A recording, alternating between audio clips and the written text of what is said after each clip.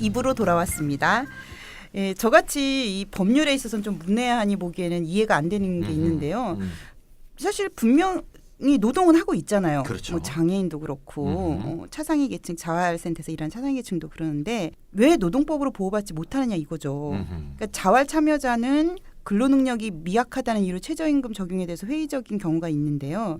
최저임금이 근로능력과 상관없이 최소한의 급여라는 점에 주목해야 한다고 저는 생각을 하거든요. 그러니까 최저죠. 네. 그러니까 최저임금이라는 것은 그런 것까지 감안해서 최고로 적게 받을 수 있는 한계치를 정해놓은 거잖아요. 그렇죠. 최고치가 아니고. 그렇게 봐야죠. 자, 박윤선 노무사님, 도대체 노동법은 무엇인데 이런 일이 생기는 걸까요? 예, 뭐 말씀하신 것처럼 일을 하고 이제 돈을 받는 관계를 보통 네네. 법적으로 구분을 하게 되면 네.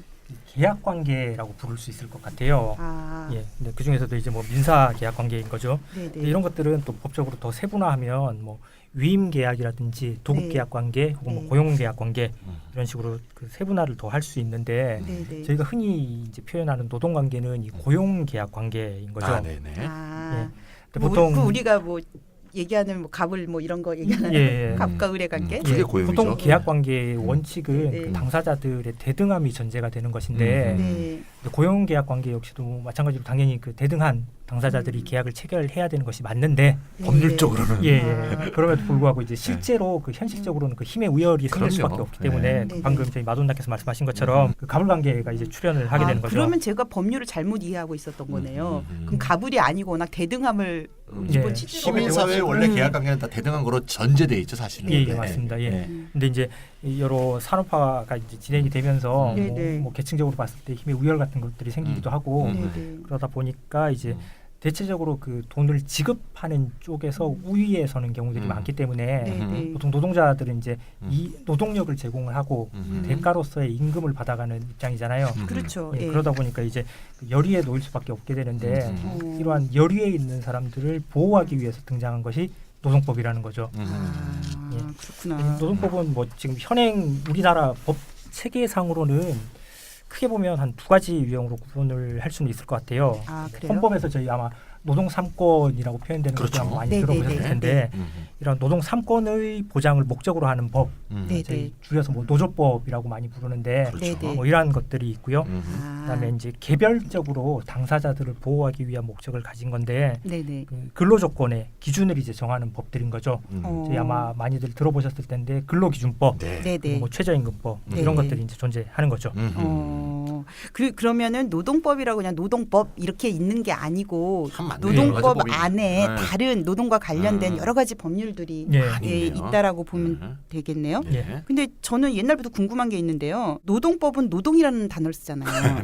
근데 근로기준법은 왜 근로라고 하는지. 그래요? 우리나라 그 노동법들이 보통 그 예전에 일본에서 먼저 제정된 법들을 많이 계수해 왔다라고 보는데 이제 일본이나 뭐 이제 쪽 아시아 쪽에서 이런 노동에 관한 법들을 제정을 할 때 근로라는 표현을 이제 좀 주로 써왔다라는 연역적인 측면이 있기도 하고요. 그리고 뭐 저희끼리 뭐 우스갯소리처럼 이야기를 하는데 노동이라는 표현 자체를 이제 저쪽 조금 북쪽에 계신 분들이 먼저 선점을 하신 부분들이 있기 때문에 이제 그런 부분들을 법제화하는데 좀 맞아, 저는 정치적인 그 의미가 있다고 인민이라는 단어도 그렇잖아요. 동무도 그렇고 인민도 좋은 말이고 동무도 좋은 말인데. 동무도 좋은 말인데 남한에서는 그 말을 거의 쓰지 않잖아요. 알레르기 반응이 이제 나타나는 부분들도 있기 때문에 우리나라도 근로자의 날이라 그러죠, 정부에서는. 대부분 다 뭐 노동절 혹은 뭐 메이데이 이런 식으로 표현을 하는 것이 맞다고 보는데 아무래도 법이 이제 근로라는 용어를 중심으로 편제돼 있다 보니까 그걸 중심으로 돌아가는 측면들이 좀 있는 거죠. 그러면은 우리 이제 원래 얘기로 좀 돌아가서요. 중증 장애인의 노동이나 자활근로 같은 것이 노동법 적용에서 제외되는 것은 타당하다고 생각하세요? 아니요, 뭐 단적으로 표현을 하면 아니라고 일단 말씀을 드릴 수 있을 것 같은데, 근데 이제 이게 또 좀 세부적으로 짚어야 될 부분들도 있기는 한 것 같아요. 뭐 장애인 분들이 일을 하시는 것이나 아니면 자활 분들이 일을 하시는 것들도 넓은 의미에서 보면 분명히 노동이라고 볼 수 있을 것이고 그렇다고 한다면 노동법을 당연히 적용을 해야 될 텐데. 근데 근데 이제 현실적으로 보면 장애인이나 뭐 저소득자분들뿐만 아니라 네. 뭐 노인이라든지 네. 아니면 뭐 노숙자분들, 결혼 이주 여성, 네, 북한 네. 이탈 주민, 예. 노동 취약계층 분들이신 거죠. 예. 이분들이 이제 주로 참여하시는 일자리가 네. 그 영리 영역에서 이렇게 그 진행이 되는 경우들도 있지만 네, 네. 정부나 지자체의 재정 보조를 받아서 네. 이루어지는 그런 일자리들이 그렇죠. 좀 이- 다수잖아요. 거의 뭐 비영리 영역에서 일들을 많이 그러네요. 하시죠. 예, 네. 그렇기 때문에 뭐 이런 일자리에 참여하시는 분들도 당연히 그 노동법을 적용을 받아야 된다라고 네, 네. 봄이 옳은 것 같지만 일반적인 영리 시장이 아니라 재정 보조가 투입되는 사회복지적 일자리라고 한다면 이제 네, 네. 나라에서 또 일자리 이런 것들을 어떻게 그 성격을 규정짓느냐 네, 네, 네. 좀 이제 중요한 지점 같더라고요. 아. 그러면 그런 뭐 판례 같은 게 있어요? 예, 뭐 근로가 아니다 이거는 뭐 이렇게 예. 얘기한. 자활 사업이 이제 대표적인 거죠. 네, 네. 예전에 자활 사업을 두고서도 이제 자활 사업에 참여하시는 수급자나 차상위 계층 분들을 두고 네, 네. 이분들이 노동법상 노동자냐, 네, 네. 뭐 아니면 그냥 사회복지의 수혜 대상자냐 아하. 네, 두고 네. 이제 첨예하게 다툼이 있어 왔다가 중요한 얘기죠. 네, 네. 예, 2007년도쯤 네, 네. 그때 이제 그 법제처라고 해서 그 네, 네, 행정부처의 법 해석에 관해서 음. 네, 네. 이제 1차적인 그 해석 권한을 갖는 정부 부처가 있는데 네, 네. 그쪽에서 자활 사업에 참여하시는 수급자분들뿐만 아니라 네, 네. 이제 차상위자 분들은 그 사회복지의 대상이지 그 네, 노동법의 적용을 받으시는 그런 분들이 아니다라고 해서 아. 기준을 이제 제시를 한 거죠. 그러다 보니까 여기에 대해서 뭐그 행정부처들은 좀 일관된 이제 입장을 취하게 되었고, 그러니까 이때 뭐 법률로 정한 건 아니지만 법을 이렇게 해석한 해석. 거군요. 예, 법제처에서. 예. 그러면 자활 사업에 참여한 차상위 말고 또 근로인지 근로가 아닌지 불분명한 어떤 영역들이 있나요? 앞에서 조금 제가 먼저 더 언급을 했어야 될 것 같은데 네네. 이 일을 하고 그 대가를 받아가는 관계를 특히 이 사회복지가 관련되어 있는 일자리 사업을 두고 보면 한 세 네네. 가지 유형 정도로 좀 구분을 할 수 있을 것 같아요. 이제 아, 예. 나라에서 바라보는 입장이 네네. 첫 번째로는 아까 방금 말씀드렸던 것처럼 근로가 아니다라고 이제 선언을 한 영역이 있는 아까 거죠. 얘기했던 자활 같은 예, 거. 자활이 네. 대표적인 내용이 될 테고요. 그리고 근로인지 근로가 아닌지 아직 불분명한 영역도 네네. 있다고 보여요. 네네. 그러니까 어르신분들이 60세 이상 이제 어르신분들이 오. 많이 참여하시는 네네. 노인 일자리 사업이라는 것이 있는데 뭐 보통 시니어 클럽이나 노인 복지관 같은 데서 많이 네네네. 이루어진 사업인 거죠. 여기에 참여하시는 어르신들을 근로자로 볼 것인지 노동자로 볼 것인지 네네. 아니면 또 그것이 아니라 사회복지 영역 그 네네. 참여자로 볼 것인지에 대해서 음. 지금 한참 다툼이 있는 이거 아직 상태. 해석이 없군요. 라고 보이고요. 그리고 또 세 번째 유형으로는 그 노동은 맞다라고 보이는데 네네. 저희 그 정다운 실장님께서 말씀하신 것처럼 네. 그 최저임금법 같은 개별 법에서 이제 네. 예외 규정을 두고 있는 뭐 그러한 영역도 있는 것 같다. 장애인 노동 같은. 예예. 그렇군요. 지금 박윤섭 노무사님 얘기하신 것처럼 좀 전에 근로인지 근로가 아닌지 불분명한 영역을 말씀을 해주셨는데 이 사람이 근로자다, 뭐 근로자가 아니다 이렇게 판명하는 확실한 법적 기준이 있나요? 예, 기본적으로는 그 노동법의 가장 그 기본이 되는 법인 그 근로기준법에 네. 정의 규정을 두고 있습니다.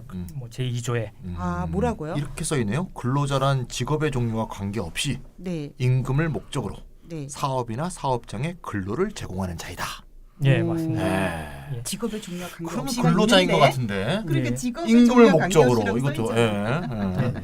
근데 규정이 좀 네. 다소 좀 추상적이거나 포괄적으로 규정이 되어 있는 부분들이 있기 때문에 이러한 부분들은 그 노동부의 행정해석이나 또 법원의 판례 같은 것들을 통해서 많이 좀 그렇군요. 보완이 되고 있고요. 네, 네. 법 해석에 대해서 이제 뭐 최고 권위를 갖는 기관이 이제 대법원이라고 볼 수 있을 그러네요. 것 같은데 네. 대법원에서는 이제 판례를 통해서 이렇게 이야기를 하고 있습니다. 근로자 혹은 노동자로 그 구분이 될 수 있는 경우라고 한다면 그분이 이제 지위 명령성의 요소를 갖느냐. 아, 그러니까 그 해당 노동자가 이제 담당하는 업무가 그렇죠. 사용자로부터 정해지는지 네네. 혹은 뭐 업무 수행 과정에서 구체적이고 직접적인 지휘 감독이 이루어지는지 네네. 혹은 사용자에 의해서 근무 시간과 장소가 지정되고 구속받는지 네네. 혹은 뭐 업무의 대체성이 있는지 네네. 이런 것들을 보통 지휘 명령성 요소라고 하고요. 그렇죠. 최근에 파리바게트 사태에서도 예, 예. 본사가 이게 당하는 네네네. 거니까 예, 맞습니다. 지휘명령 요소가 있다 예, 이렇게 예. 판정이 된 거죠. 네네. 예. 그리고 두 번째로는 그 임금성 요소라고 하는데 그 기본급이나 고정급이 정해져 있는지 없는지 네. 혹은 또 그 일의 대가로 받아가는 보수가 네네.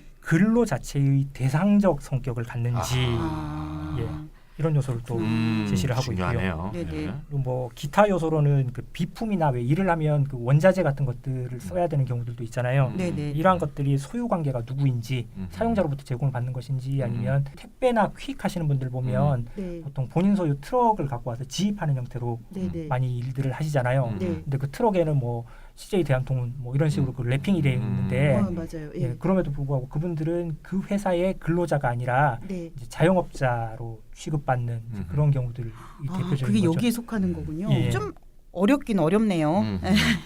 또 사안별로 또 이거를 이 법에 근거해가지고 뭐 맞냐 안 맞냐 이런 거 그렇죠. 다투기도 참 어려운 것 과연 같고. 그 노동한 게 과연 근로의 대상적 성격이냐 네, 이런 아니냐. 건 참 어렵네요. 판단하기 어쨌거나. 맞아요. 예.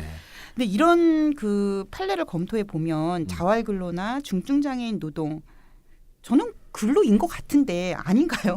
전문가 의견을 말씀해 주세요. 네네 전문가 의견 네. 얘기해 주세요. 네. 예, 일반적인 내용들을 쭉 살펴보면 네. 그 기준에 따라서 지금 재정지원 일자리 사업 같은 데 참여하시거나 네, 뭐 네. 흔히 사회복지 영역의 일자리인 거죠. 네네. 여기에 참여하시는 분들은 노동법에 적용을 받는 노동자로 보는 것이 맞지 않나? 노동자로 봐야 된다라고 말씀드린 이유 중에 하나는 네. 뭐 그렇게 보는 것이 네. 헌법에서 선언하고 있는 네. 그 원리를 적용하는 것에도 타당하기도 하고 네네. 그리고 이러한 노동자의 권리 보장이나 보호를 위해서도 그 바람직한 방향의 제도를 그 만들어 나가는 데 도움이 될 것이기 때문이다. 네. 어쨌건 이렇게. 노동법의 목표 자체가 노동자 보호니까. 예, 예. 그렇죠. 예. 다만 이제 저희가 현실에 발을 디디고 있는 부분들이 있기 때문에 네네. 이제 이러한 내용들의 변화를 끌어낼 때 그 변화를 적용받는 분들이 네네. 예, 이러한 당위나 아니면 변화 같은 것들을 받아들이실 것인지 네네. 아. 그런 부분들은 조금 짚어볼 필요가 차상위 있겠죠. 계층이나 장애인 스스로가 그걸 예, 받아들일 예. 것이냐 그렇죠. 그런 문제가 있다는 건가요? 예. 그 노인분들은 그럴 수 있을 것 같아. 음. 왜냐하면 노인분들은 그냥 내가 용돈이라도 벌지 뭐 이 정도만 해도 고마워 뭐 이럴 수 있을 것 같은데 장애인이나 그 차상위 계층 같은 경우에 왜 당사자들이 그걸 받아들이지 않을 수 예, 있는 뭐 아까 저희 정다운 실장님께서도 뭐 여러 가지 통계나 네네. 조사 결과 그리고 또 네. 현실적인 이야기들을 많이 해주셨고 네네. 저도 거기 크게 공감하는 부분들이 있는데 네네. 이제 또 저희가 같이 뭐랄까 삶을 살아가는 분들 중에는 그분들과 함께 이제 고용을 해서 그 네. 일을 하시는 분들도 있고 네네. 또 비영리 영역의 이러한 일자리들을 수행하는 기관들이 네네. 스스로 돈을 벌어서 일을 뭐 하는 게 아니니까. 예, 노동자를 고용하는 것이 아니라 네네. 아무래도 재정에 기대는 부분들이 있다 보니까 아. 이제 그런 부분들도 같이 조금 검토를 해야 하지 않나 음. 생각이 드는 아, 거죠. 무슨 말씀인지 좀 이해가 될 것 특히 같아요. 자활센터 같은 경우가 예, 굉장히 그렇죠. 민감한 문제가 되겠죠. 민감한 문제가 되죠. 신석준 대표님도 그거 많이 보셨을 거 아니에요. 자활센터 같은 경우에서. 네. 네. 그 사용자를 누구로 볼 거냐 뭐 이런 것 때문에도 이제 문제가 되겠죠. 센터장이 사용자가 되면은 아무래도 근로기준법을 적용했을 경우에 좀 이렇게 부담이 좀 많이 될 예. 것 같기도 하고. 갑자기 또 그래서 근로자라고 규정이 되면 정부 지원이 뚝 떨어진다든가 예, 없어진다든가 예. 뭐 이럴 수도 있을 수도 있겠네요. 부담이 더 커지는 부분도 예, 있을 그렇죠. 것이고요. 부담이 커지죠. 예. 여러 가지 문제가 복잡하게 얽혀 있는 면이 있네요. 네네네. 그렇지만 어쨌건 근본적으로는 노동자를 규정하면서 네. 어떤 문제들에 대한 해결책을 찾아야겠다 이런 예. 말씀이란 말씀이시죠. 예. 예. 어쨌든 당위적으로 옳은가 그른가 하는 판단도 중요하지만 옳다고 해서 당위적으로 관철하는 게 아니라 당사자들의 의사를 담아내는 노력 또 담아낼 수 있는 방법들에 대해서 논의되어야 한다 이런 말씀이신 거죠. 네, 맞습니다. 예. 자, 노동법 취지에서 볼 때 사회복지적 성격을 띤 노동도 노동법상의 근로에 해당한다. 하지만 그 진행은 당사자들의 의사를 존중하여 진행해야 한다는 우리 박윤섭 노무사님의 말씀이었고요. 네, 잘 알겠습니다. 예. 마지막으로 어떤 대안이 있을런지에 대해 말씀을 나눠보도록 할게요. 근데 이 앞서서 근로빈곤층 정책으로 주목할 만한 해외 사례가 있는지 궁금한데요. 네, 앞서 제가 말씀드리는 게 이제 직업자율 제도를 네. 좀 눈치 보면서 요새 비판을 많이 하고 있는데요. 아 그래요? 눈치는 왜 눈치를 왜 보죠? 그 당사자들이 있어서 네. 제가 운영하시는 분들이 있어서 그것도 네, 있고 뭐 네. 여러 가지 아. 잘 좀 성격이 착해서 그런 것 같아요, 제가. 네. 이렇게 중증장애인을 분리 고용하는 이런 직업자율 제도를 좀 비판을 하고 있는데 외국에는 이제 지원 고용이라는 방법이 있어요. 그래서 중증장애인의 고용을 이렇게 중증장애인들만 일하는 그런 사업장에서 따로 이렇게 하는 것이 아니라 네. 일반 기업에서 일단 채용을 하되 네. 직무 지도원이 같이 파견이 돼서 오호. 중증장애인이 직무에 익숙해질 때까지 이렇게 다양한 지원들을 하거든요. 어. 되게 세심한 제도네요. 네, 일종의 일종의 이 사람들은 전문가예요. 중증 장애인에 대한 전문가고. 근데 이제 만하네요. 예, 우리나라에도 있기는 한데 이제 그 기간이 효과를 보기 어려울 정도로 너무 짧아요. 그래서 특히 발달 장애인 분들은 훈련을 해도 막상 현장에 갔을 때 그 달라진 환경에 또 적응할 시간이 필요하거든요. 그러니까 맞습니다. 동료들도 바뀌고 직장 위치도 바뀌고 네. 그런 변화들이 그 사람들한테는 빨리 받아들이기가 어려운 거거든요. 그래서 그거에서 직무 지도원들이 역할을 하면서 사업장에서 잘 적응할 수 있도록 돕는 역할을 하는 거죠. 근데 이제 현재 직무지도원 개념이 좀 혼란스럽기도 하고 지자체에서 운영하는 직무지도원이랑 이제 한국장애인 고용공단에서 운영하는 직무지도원의 처우도 되게 달라요. 이 차별이 있어요. 네, 고용공단에서 하는 게 가장 네네네. 질이 낮습니다. 아, 그런가요?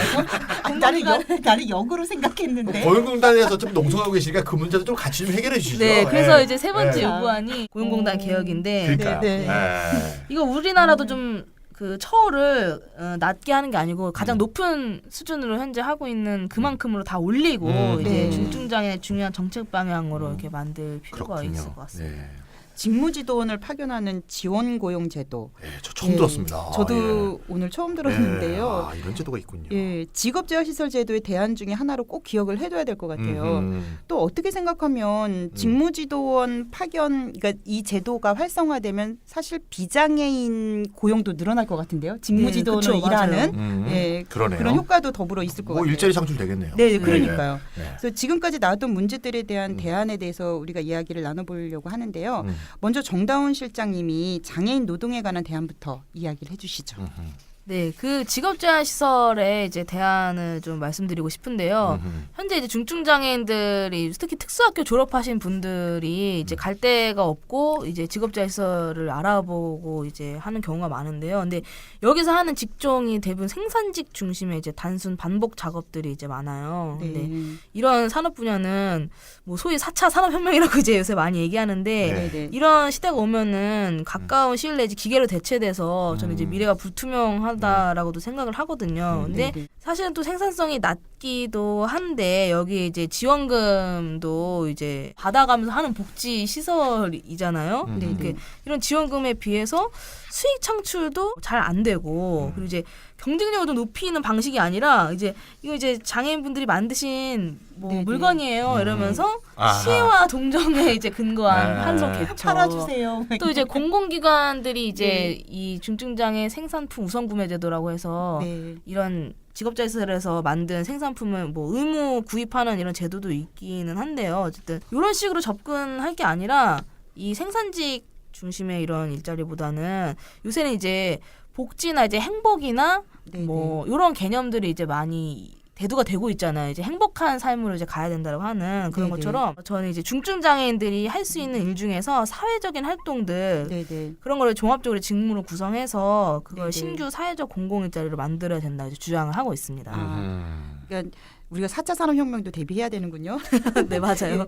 그러니까 단순 반복 생산직을 탈피해서 사회적 공공일자를 창출하자 뭐 이런 주장이신데 구체적으로는 어떤 일들이 있을까요? 장애인분들이 이제 먼저 시설에서 나오신 분들이 지금 네. 시설에서 지역사회로 나오고 싶어 하는 탈시설 하고 싶어 하는 분들에 대해서 동료 상담 활동을 통해서 이제 지역사회에 대한 정보나 적응에 대해서 이제 자립하는 걸 지원하는 것들 네네. 그런 동료 상담 활동 그리고 장애인 인권 옹호 활동 네네. 그리고 장애인 인식 개선 활동 그리고 차별금지법이나 이런 거를 이제 공부를 하셔가지고 그런 뭐 차별을 겪고 있는 분들이 실제로 어떻게 자기 권리를 구제받을 수 있는지 이런 안내 같은 네네. 것도 이제 충분히 하실 수 있고 네네. 문화예술 활동이나 이런 것도 직군으로 개발할 수 있거든요. 그러니까 네네. 근데 이게 새로운 게 아니라 이미 장애인 자립생활센터나 장애인 평생교육기관이나 네. 장애인 비영리 민간단체 등에서 이런 활동들을 중증장애인 분들이 하고 계세요. 아하. 네. 맞아요. 지금 현재 하고 있죠. 네네. 그래서 고용노동부가 저희가 이런 멋있는 직무를 네네. 개발했으니 이 직무를 가지고 사회적 공공일자리 제공기관으로 이런 기관들을 선정하면 여기에 이제 인건비나 노무관리 비용을 지원하는 형태가 가능하지 않을까. 그렇군요. 네, 그래서 이게 사회적 공공일자리라는 거는 국가가 고용주가 되는 겁니다. 그래서 이 사회 전체에 인권적인 문화를 만들어가는 역할을 이 중증장애인 분들이 일자리에서 일을 하시면서 하시는 거고, 그러니까 저는 비장애인보다 생산성이 낮은 것이 아니라 이 다른 역량을 가지고 공공의 가치를 창출하는 거라고 저는 생각합니다. 예. 장애인이 비장애인보다 생산성이 낮은 것이 아니라 다른 역량을 가지고 공공의 가치를 창출하는 것이다. 정말 울림이 있는 말씀인데요. 네, 좋은 말씀입니다. 또 다른 의견 보태실 게 있으신가요? 네, 그리고 이제 직업자일설에 또 이제 관한 얘기인데요. 이게 네네. 문제군요. 네. 이게 직업자일설이. 저희가 이제 문제라고 생각하기는 해도 네. 이제 그것마저 다니지 못하면 이제 앞길이 까마득한 아하. 분들도 계시는 게 사실 그렇죠, 또. 현실이거든요. 예, 맞습니다. 그래서 예. 지금 당장 이렇게 없애자라는 주장은 과격할 수 네, 있겠네요. 과격하긴 하죠. 네. 네. 그래서 이제 현재 기업들이 장애인 의무 고용을 지키지 않았을 때 납부하는 장애인 고용 부담금 이제 기금으로 해서 네. 오히려 장애인 의무 고용을 지킨 사업주에게는 고용 장려금을 지급하고 있거든요. 그렇죠. 근데 이제 네. 그런 고용 장려금을 사업주가 어떻게 쓰는지는 알 수가 없는 상태인데요. 이제 고용 장려금 용처를 제한해서 장애인 노동자의 임금으로만 지급하게 이렇게 용처 제한을 하면 이게 임금으로 이제 갈 수가 있잖아요. 중요한 근데 이거를 이렇게 네. 제한하지 않는가 보네요. 이게 참 그렇죠. 예. 그것도 사업주가 이상하다. 받아서 이제 어떻게 쓰는지 운영비로 인마이 쓰는 포켓 할 수도 거죠. 있고. 네. 그러니까요. 그래서 이게 그 중증장애인들 최저임금 보장하는 문제를 이렇게 연동을 해서 뭐 예를 네. 들면은 지금 중증장애 여성이 사업주에 고용되어 있다면 고용장려금을 60만 원을 받거든요. 근데 이제 현재 최저임금 수준 158만 원 수준이라고 이제 했을 때 네. 여기 맞추려면 이 고용장려금 60만 원을 빼고 나머지 금액 98만 원을 사업장이 이제 지급해야 되는 지급을 거죠. 해야 되는 거죠. 그렇죠, 그렇죠. 근데 네. 사실 이것도 지금 시행을 할 수가 없어요. 아마 아. 이제 현재 평균 임금이 한 월 20만 원, 30만 원 그러니까요. 정도인데요. 98만 원 내라 그러면 120 사업장이 뭐 까부러치겠죠. 네, 너무하네. 맞아요. 네. 그래서 네. 지금 이 고용장려금 지급 단가도 사실은 좀 너무 낮거든요. 네. 최저임금을 보존하는 형태 사실상 불가능해서 네네. 중장기적으로는 이 고용장려금을 최저임금액의 100% 이상으로 대폭 인상하는 방안을 저희 함께 주장하고 있습니다. 그럼 사업장이 그런 부담이 없게 되겠네요. 네. 예, 예. 그러니까요. 음흠. 장애인 의무 고용을 지키지 않았을 때 내야 되는 고용 부담금을 기금으로 해서 지급되는 고용 장려금 전액을 장애인 노동자 임금에 쓰도록 제한하자는 음흠. 것이고 또 음흠. 고용 장려금 액수도 최저임금 100% 수준까지 끌어올리자 이런 말씀이신데요. 음흠. 그런데 고용 부담금은 얼마나 내는 거죠? 2018년 기준으로? 네, 제가 표를 하나 가져왔는데요. 네네. 예, 장애인 고용 의무 사업주 네. 현재 누구냐? 50인 이상? 50인입니다. 네네. 근데 50인 이상의 공공기관 및 민간기업이 있고, 네. 그다음 국가자치단체는 또 50명 관계없이 있고요. 네. 이게 이제 의무고용 사업주입니다. 의무고용률은 국가자치단체 공무원하고 공공기관은 직원 수의 3.2%, 네. 그다음에 국가자치단체 중에서 비공무원과 민간기업은 2.9%로 되어 있습니다. 그런데 이게 이제 네네. 의무고용률이에요. 전 직원 대비 몇 프로를 장애인으로 고용해야 되느냐. 이게 네네. 의무고용률이고. 근데 의무고용률에 미달하게 되면 벌금을 내야 되잖아요. 네네. 근데 그거는 100인 이상 고용을 하는 경우에만 벌금을 내요. 아 그래요? 네, 그러니까 의무고용은 50명 이상인데 잘못했어. 네, 이건 이제 네네. 100명이 넘는 사람들만 내는데 아까 여러 번 나왔지만 국가와 지방자치단체 공무원은 그것도 안 내. 100명이 넘더라도. 지금은 이제 너무하다. 2020년부터 한다고 얘기가 되고 있는데 네네. 하겠죠? 뭐 예, 그렇게 믿고요. 그 부담금으로 얼마나 내느냐? 장애인 고용 비율을 얼마나 어겼느냐에 따라 달라요. 그래도 예. 차등된 예, 차등적인 예. 되나 보죠? 네, 그래서 2017년부터 약간 16.4% 늘었는데요. 네네. 예를 들면 고용 의무를 해야 되는 그 비율에서 네네. 4분의 3 이상은 채웠어. 네네. 그러면 못 채운 사람 한 명당 94만 5천 원. 아니 근데 네. 이 나름 좀 큰 액수인데요? 예. 근데 만약에 장애인을 고용하라는데 얘가 한 명도 안 고용했어. 네네. 그러면 1인당 157만 3,770원. 이렇게 내게 돼 있습니다. 그걸 차곡차곡 모으면 아주 큰 돈이 되고 잘 쓰면 네네. 장애인 노동과 관련해서 중요한 일을 할 수 있는데 네네. 안 쓰고 아까 얘기했죠 신석준 대표님이 네네. 은행에다가 묻어두고 있다. 요새 보통 예금 뭐 이자도 없는데 거기 왜 묻어두는 거야? 그거 참나. 업체 돈만 잘 네. 모아도 네. 좋은 일에 많이 쓸 수 있을 것 같은데 그러니까요. 예, 신석준 대표님 어떻게 생각하세요? 네. 그 고용부담금 사용에 대해서는 정다운 실장님하고 같은 생각이고요. 고용부담금하고 장려금 얘기 조금만 붙이자면은요. 네네. 뭐 좀 전에 이제 국가나 지자체 공무원 부부는 이제 의무가 있는데 지키지 않았을 때 내는 요게 제외되어 있는데 그게 요게 황당하지 않아요? 의문이 예, 예. 있는데 의문이 이해 안 하면 뭘 해야 될 거 아니에요? 노무사님 이건 말이 안 되지 않아요? 나라가 어찌 보면 더 잘 지켜야 되고 네. 모범 사용자 역할을 해야 되는 부분이 네. 있는데 네. 뭐 현실적으로 못 따라. 야. 그러니까 나라부터 그걸 안 하면 어쩌자는 아니 살인을 거야. 해도 처벌을 안 한다. 이거 비슷한 거 아니야? 네. 그 옛날 나 그 책에 보면은 네.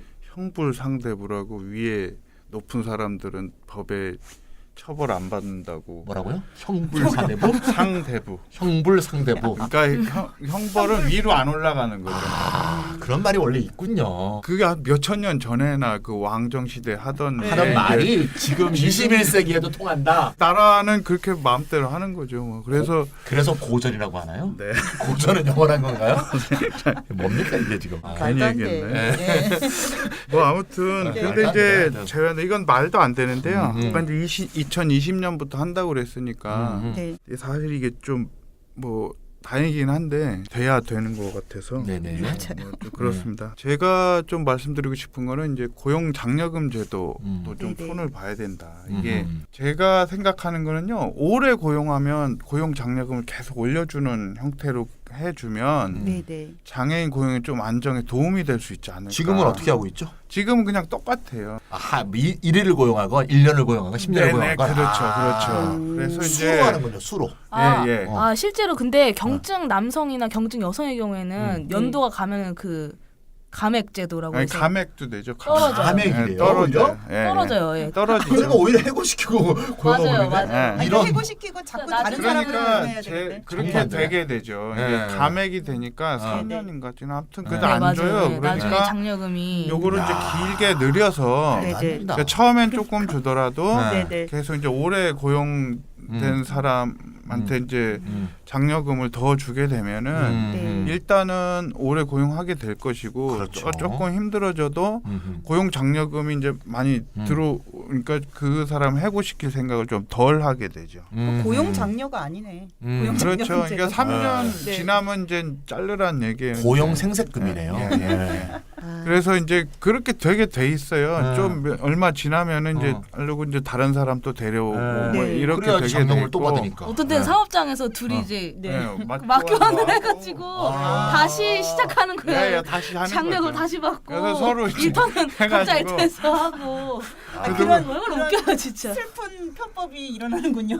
아니 정부가 편법을 조장하는 거잖아요. 이거. 그렇죠. 그렇죠. 정부가 편법을 조장하는 거예요. 편법뿐 아니라 이제 네. 그런 것도 있어요. 조금 이제 비참한 얘기인데 네. 이제 바꿨는데 일을 이제 서로 차이가 나면은 막 둘이 싸우고 그래요. 아 그래요?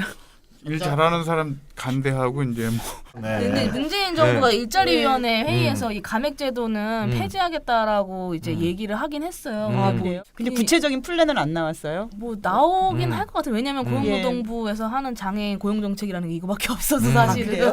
거기에 감액 폐지에는 더해서 네. 오래 있으면 더 많이 주는 거 이렇게 네. 바꿔야겠네요. 맞아요. 그게 네. 진짜 합리적인 것 같아요. 왜냐면 예. 더 훌륭한 기업인 거잖아요. 그렇죠, 고용 그렇죠. 유지를 오랫동안 맞습니다. 해주는 네. 거니까. 그리고 업무 숙련도도 높여져 있을 거고요. 맞아요, 당연히. 맞아요. 진짜 예, 훌륭한 예. 제도 같아요. 뭐 또 하나는 이제 뭐 장애인 고용공단 운영비 있잖아요. 네네. 이거는 일반 회계로 해야 된다는 거죠. 이게 월급 거둔 걸로 하지 그렇죠. 말고 정부의 이게 기능이 정부 하나인데. 기관인데 네. 정부기관인 정부 네. 예산으로 하지 저는 왜? 좀, 네. 그러면은 오히려 더 이제 장애인 고용에 쓸 수 있는 예산이나 이런 게 많아지고 그게 네네. 실제로도 정당하지 않냐 이런 생각을 그러니까 하고 이건 있습니다. 이 기본적인 철학 자체가 장애인을 시민사회의 일원으로 보기보다는 네네. 시민사회 바깥의 존재라고 보는 어떤 사상이 여기에 숨어 있다고 봅니다. 그러니까 장애인들 너희들 관련해서 거둔 돈으로 너희들 운영해.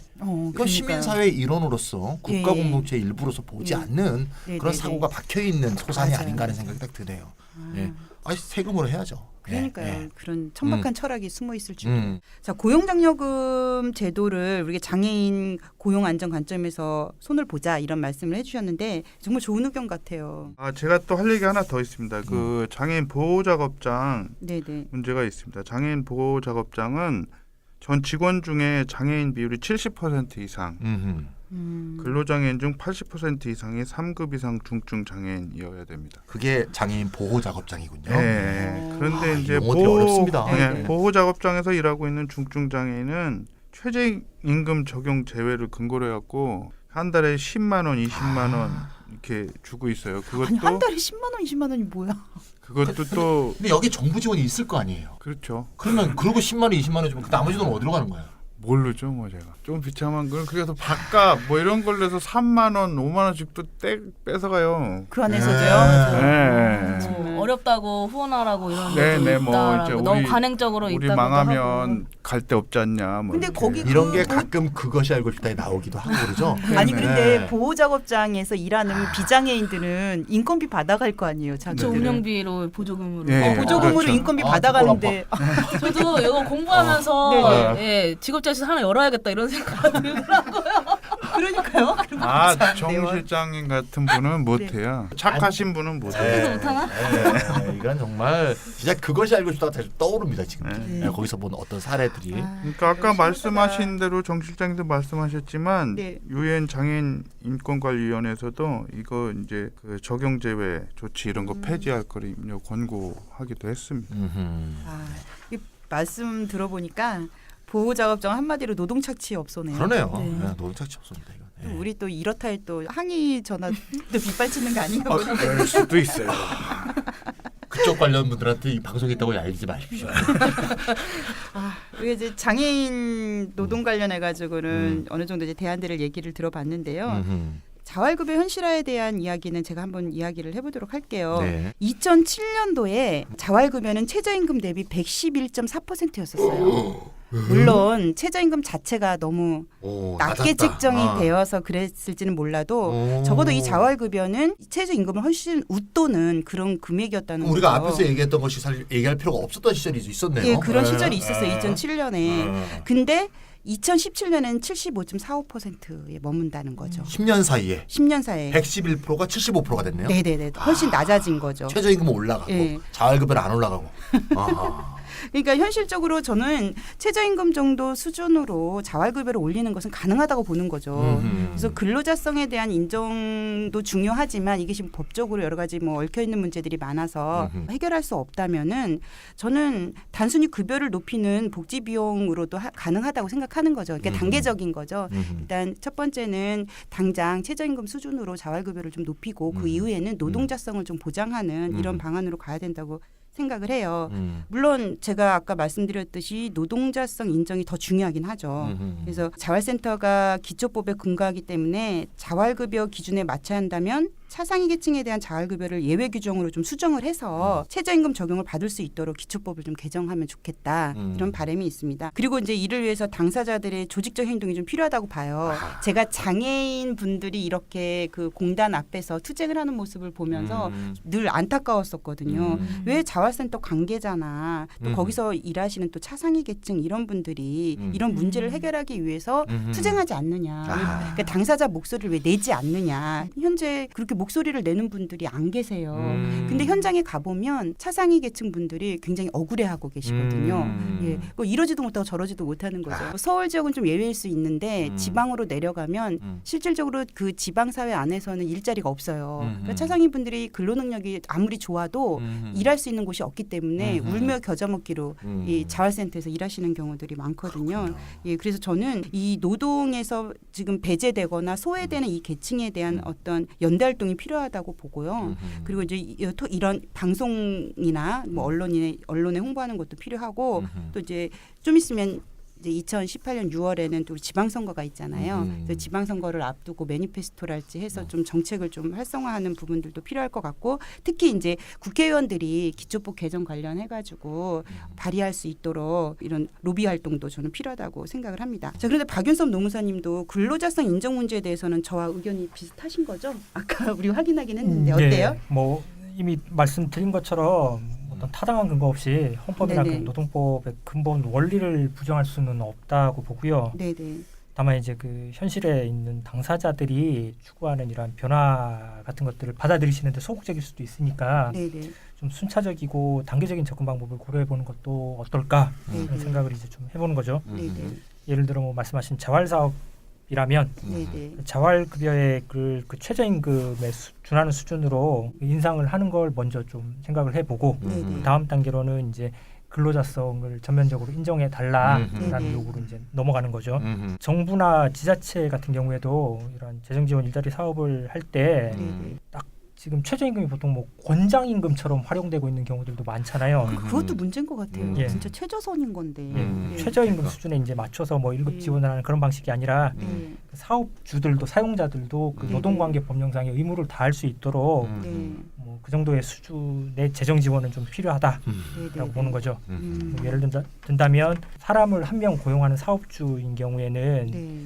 그 고용한 근로자 노동자한테 지급해야 되는 직접적인 임금뿐만 네. 아니라 뭐 연차 휴가 이번에 뭐 근로기준법이 개정이 돼서 또 더 늘어나기는 했습니다만 네. 연차 유급 휴가와 그것들을 네. 사용하지 않았을 때 지급해야 되는 미상 수당이라든지 네. 그리고 또 퇴직금이라든지 네. 또 사업주가 부담해야 되는 4대 보험료 네. 그리고 또 뭐 복리후생성 뭐 비용 같은 것들이 필요하기 때문에 네. 정부가 이러한 일자리에 개입을 해서 어떤 책임을 지고자 한다면 네네. 이런 부분들까지 좀 네네. 최대한 반영을 해줘야 될 것 같고요. 네.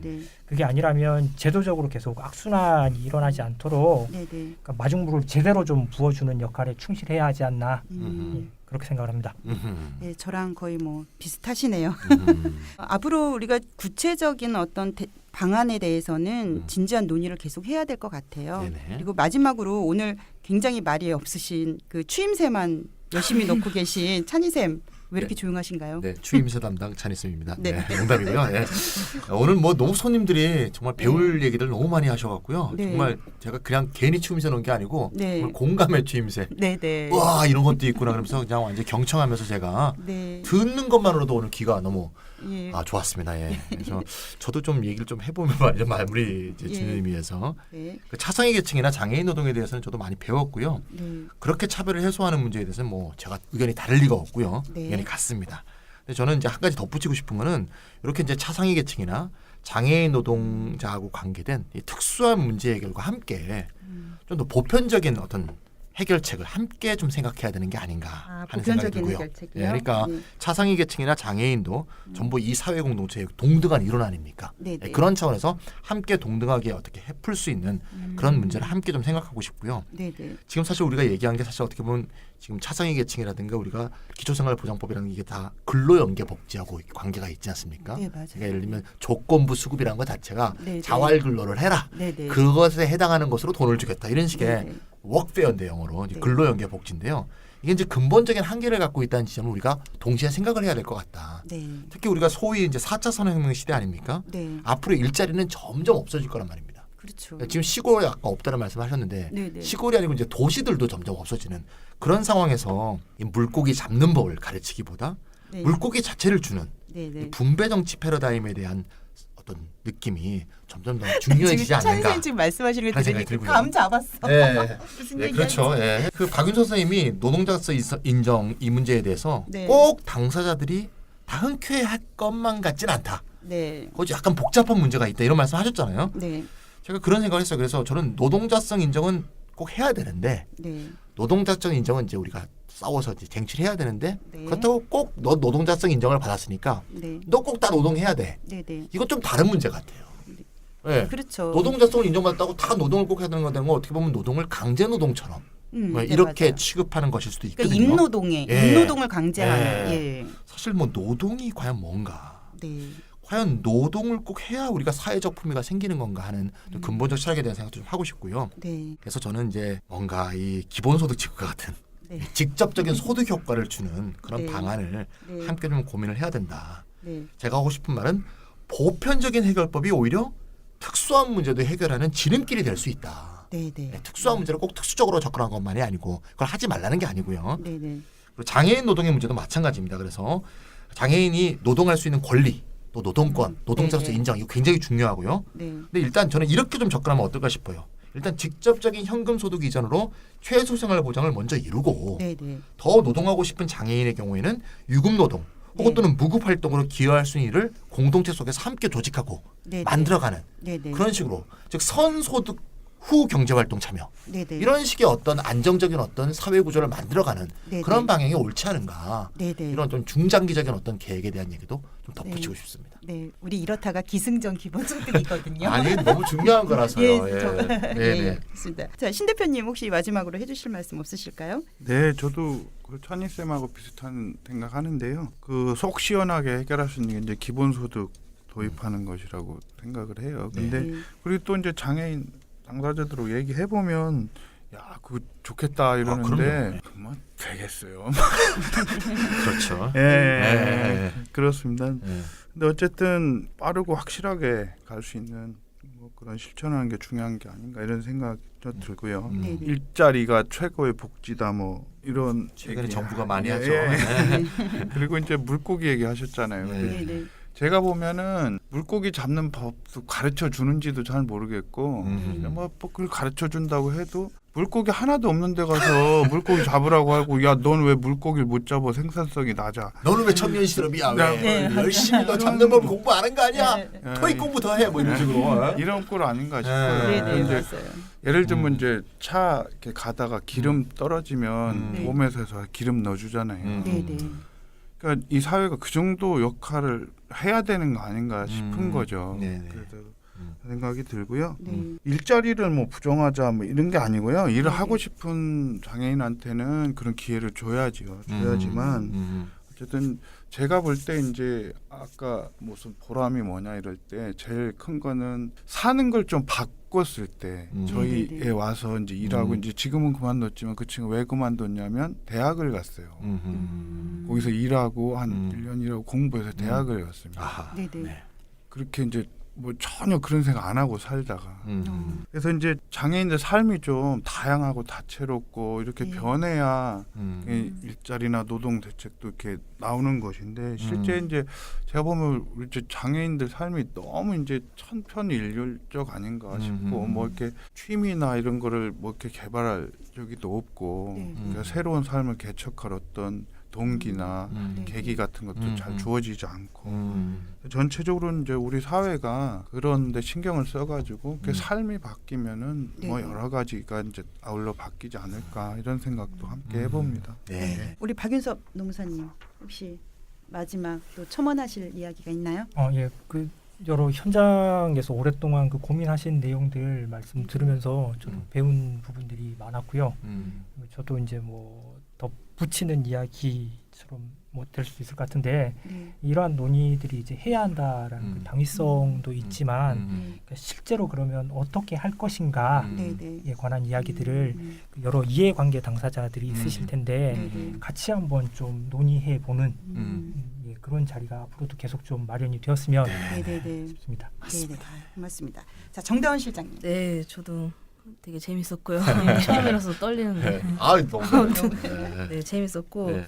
몇 가지 얘기 드리고 싶은 게 그저께 장애인 일자리 정책 어떻게 할 것인가 토론회를 했는데 어떤 교수님이 발제로 장애인의 그러니까 일을 하지 못하는 장애인에 한해서는 기본소득이나 이런 걸 통해서 철저하게 뭐 생존권을 보장해 줘야 된다라는 이제 말을 들으면서 아 그렇구나 했는데 저희 박경석 대표가 이런 말씀을 하시더라고요. 왜 복지가 일을 못하는 사람에게 주어지는 거여야 하냐? 그게 아니고 못하는 사람들에게 이 주어지는 게 아니고 어떤 사람은 노동을 선택할 수 있는 거고 그렇죠. 어떤 사람은 복지를 선택할 수 있어야 되는 건데 네, 네. 지금은 그게 아니고 그러니까 일을 능률이 떨어지는 사람들이 선택할 수밖에 없는 복지라는 거죠. 그래서 저는 노동하고 싶은 사람이 있다라면 노동의 권리가 이제 보장돼야 된다라는 그 말이 되게 떠올랐고 그리고 이제 지금 노동권 예산이 너무 적어요. 이게 교육권이랑 많이 비교가 되는데요. 사회권 중에 하나는 지금 특수교육 예산이 일반 비장애인 학생들 예산보다 4배 정도가 더 많대요.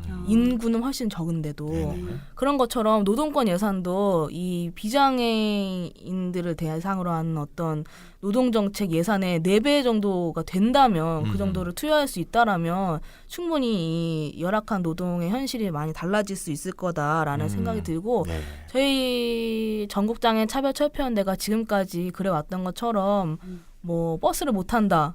라는 그런 명제에다가 질문을 던지고 그럼 버스를 타려면 어떻게 해야 되는지 어떤 지원을 해야 되는지 무엇이 바뀌어야 되는지라고 이제 이야기했던 것처럼 노동을 못한다라는 이 전제에 도전하면서 네. 노동을 하려면 무엇을 국가가 해야 하는가 이런 이야기들을 앞으로도 더 많이 고민하면서 네, 농성도 장관님 꼭 와주세요. 네, 지지합니다. 장관님 여기 이거 들으셨으면 좋겠다. 네, 그러게 지지합니다. 말이에요. 저희 이런 근데 그 많이 정부 관계자 그 사람 기본소득이 뭔지를 모르네.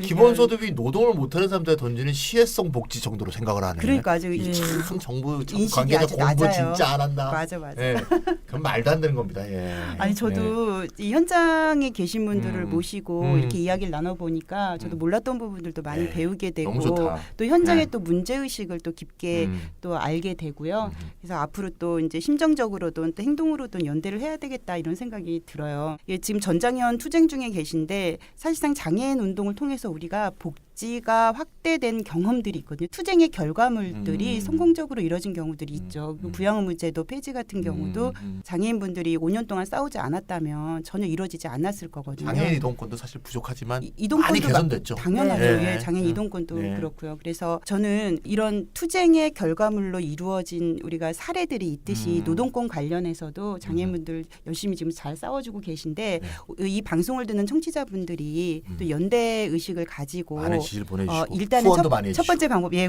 그렇습니다. 예, 전장현에 후원도 많이 해주시고요. 네. 그리고 이제 명절 때 뭐 고속버스 터미널이나 이런 데서 장애인분들이 점거하고 농성할 때 뭐 불편하다고 이렇게 말씀하실 것이 아니라 왜 그런지 또 물어봐 주시고 또 같이 응원해 주시고 이랬으면 좋겠습니다. 오늘 이렇게 다양한 얘기 나눠주셔서 감사하고요. 우리 다음에는 80회인데요. 우리 이렇다에서는 플랫폼 자본주의와 플랫폼 노동에 대해서 다뤄보도록 하겠습니다. 오늘 이 시간 좋은 시간 만들어 주셔서 감사합니다. 고맙습니다. 감사합니다. 네, 수고하셨습니다.